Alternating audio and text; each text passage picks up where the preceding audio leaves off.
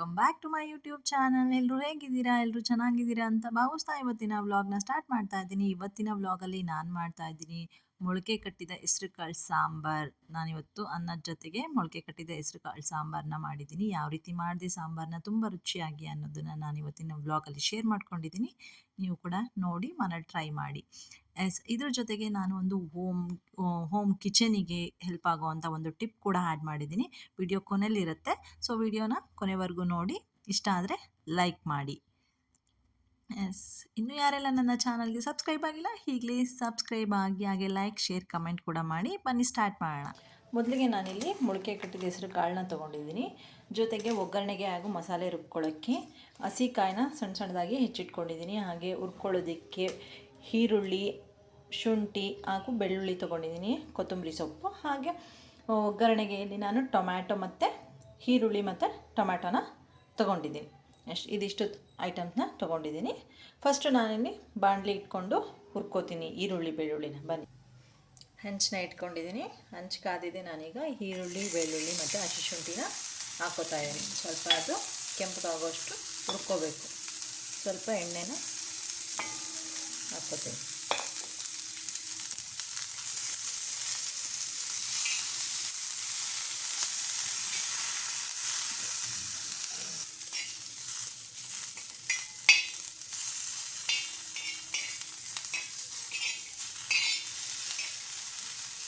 ಈ ರೀತಿ ಸ್ವಲ್ಪ ಕೆಂಪಗಾಗಬೇಕು, ಅಷ್ಟು ನಾವು ಇದನ್ನು ಹುರ್ಕೊಳ್ಳೋಣ. ತುಂಬಾ ಚೆನ್ನಾಗಿರುತ್ತೆ. ಮೊಳಕೆ ಕಟ್ಟಿದ್ದು ಕಾಳುಗಳನ್ನ ತಿನ್ನೋದು ಆರೋಗ್ಯಕ್ಕೆ ಒಳ್ಳೆಯದು ಅಂತ ಎಲ್ರಿಗೂ ಗೊತ್ತಿರೋದೆ. ಪ್ರೋಟೀನ್ ರಿಚ್ ಆಗಿರುತ್ತೆ. ಸೊ ಹಂಗೆ ತಿನ್ನೋದಕ್ಕೂ ಸಾಂಬಾರು ಮಾಡ್ಕೊಂಡು ತಿನ್ಬೋದು, ಚೆನ್ನಾಗಿರುತ್ತೆ. ಸಾಂಬಾರು, ಪಲ್ಯ, ಸಲಾಡು, ವೆರೈಟೀಸ್ ನಾವು ಮಾಡ್ಕೊಂಡು ತಿನ್ಬೋದು ಸ್ಪ್ರೌಟ್ಸಲ್ಲಿ. ಮೊಳಕೆ ಕಾಳುಗಳನ್ನ ತಿನ್ನೋದು, ಹೆಸರು ಕಾಳು ಅಂತಲ್ಲ, ಎಲ್ಲ ಕಾಳನ್ನು ನಾವು ಮೊಳಕೆನ ಮಾಡಿಬಿಟ್ಟು ತಿನ್ಕೋಬೋದು.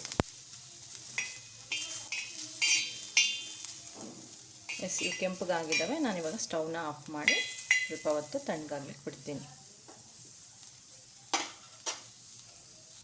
ಮಿಕ್ಸಿ ಜಾರ್ನ ತೊಗೊಂಡ್ಬಿಟ್ಟು ಫಸ್ಟ್ ನಾನಿಲ್ಲಿ ಸಣ್ಣ ಸಣ್ಣದಾಗಿ ಹೆಚ್ಚಿಟ್ಕೊಂಡಿರೋ ಕಾಯಿನ, ಹಸಿ ಕಾಯಿನ ತೊಗೊಂಡಿದ್ದೀನಿ. ಇದನ್ನು ನಾನೀಗ ಫಸ್ಟು ಒಂದು ರೌಂಡು ರುಬ್ಕೋತೀನಿ. ಈ ರೀತಿ ರುಬ್ಕೊಂಡಿದ್ದೀನಿ. ಇದಕ್ಕೆ ಇವಾಗ ಸ್ವಲ್ಪ ಕೊತ್ತಂಬರಿ, 1.5 ಚಮಚದಷ್ಟು ಖಾರದ ಪುಡಿನ ಹಾಕ್ಕೋತಾ ಇದ್ದೀನಿ. 1 ಚಮಚದಷ್ಟು ಸಾಂಬಾರು ಪುಡಿ, ನಾವು ಬೇಳೆ ಸಾಂಬಾರಿಗೆಲ್ಲ ಉಪಯೋಗಿಸ್ತೀವಲ್ಲ ಆ ಸಾಂಬಾರು ಪುಡಿ. ಹಾಗೂ 1 ಚಮಚದಷ್ಟು ಬರೀ ಧನಿಯಾ ಪುಡಿ. ಸಾಂಬಾರು ಪುಡಿ 1 ಚಮಚ, ಧನಿಯಾ ಪುಡಿ 1 ಚಮಚ.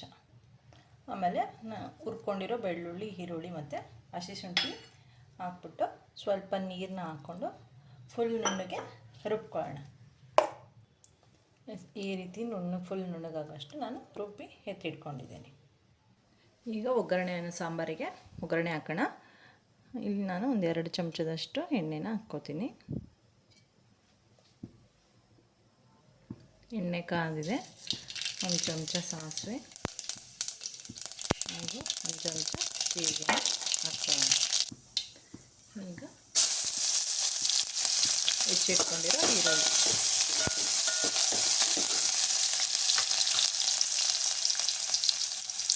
ಹಿಂಗನ್ನ ಹಾಕ್ಕೊಳ್ಳೋಣ.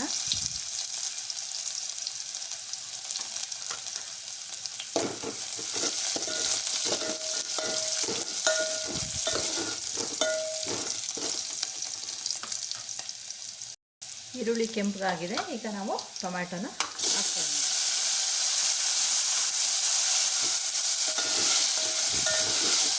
ಸ್ವಲ್ಪ ಟೊಮ್ಯಾಟೊ ಮೆತ್ತಗಾಗೋಷ್ಟು ನಾವು ಬೇಯಿಸ್ಕೊಳ್ಳೋಣ. ಸ್ವಲ್ಪ ಉಪ್ಪು ಹಾಕ್ಕೊಳ್ಳೋಣ.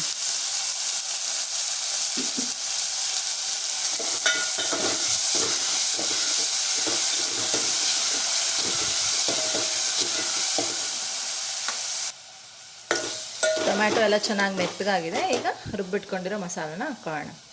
ಈಗ ರುಬ್ಬಿಟ್ಕೊಂಡಿರೋ ಮಸಾಲೆ ಆ್ಯಡ್ ಮಾಡ್ಕೊಳ್ಳೋಣ.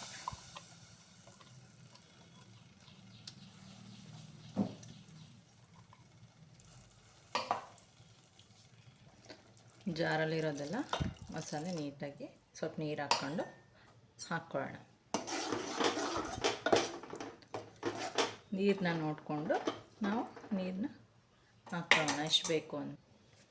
ಇದು ಚೆನ್ನಾಗಿ ಕುದಿ ಬರಬೇಕು, ಅಲ್ಲಿವರೆಗೂ ನಾವು ಚೆನ್ನಾಗಿ ಕುದಿಸ್ಕೊಳ್ಳೋಣ.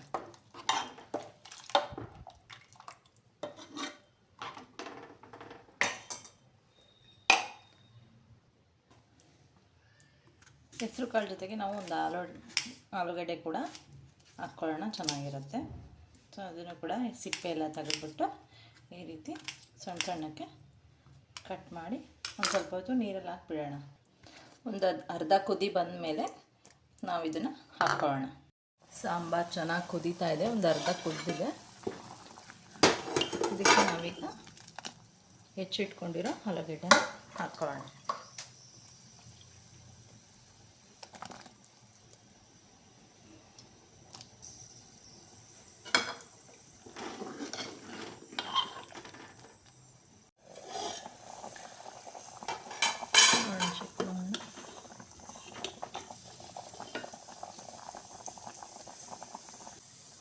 ಆಲೂಗಡ್ಡೆ ಕೂಡ ಚೆನ್ನಾಗಿ ಬೆಂದಿದ್ದಾವೆ. ಸೊ ಈಗ ನಾವು ಹೆಸರು ಕಾಳನ್ನ ಹಾಕ್ಕೊಳ್ಳೋಣ.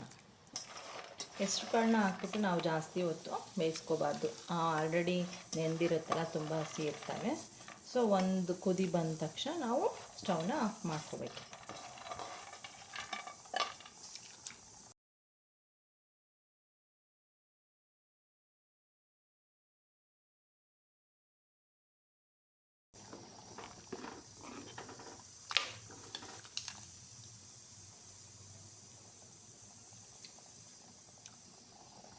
ಉಪ್ಪನ್ನ ನೋಡಿಕೊಂಡು ಲಾಸ್ಟ್ ಟೈಮ್ ಒಂದ್ಸತಿ ನೋಡಿ ಕರೆಕ್ಟ್ ಇದನ್ನೆಲ್ಲ ಚೆಕ್ ಮಾಡಿಬಿಟ್ಟು ಬೇಕು ಅನಿಸಿದ್ರೆ ಎಕ್ಸ್ಟ್ರಾ ಉಪ್ಪನ್ನ ಆ್ಯಡ್ ಮಾಡ್ಕೊಳ್ಳಿ.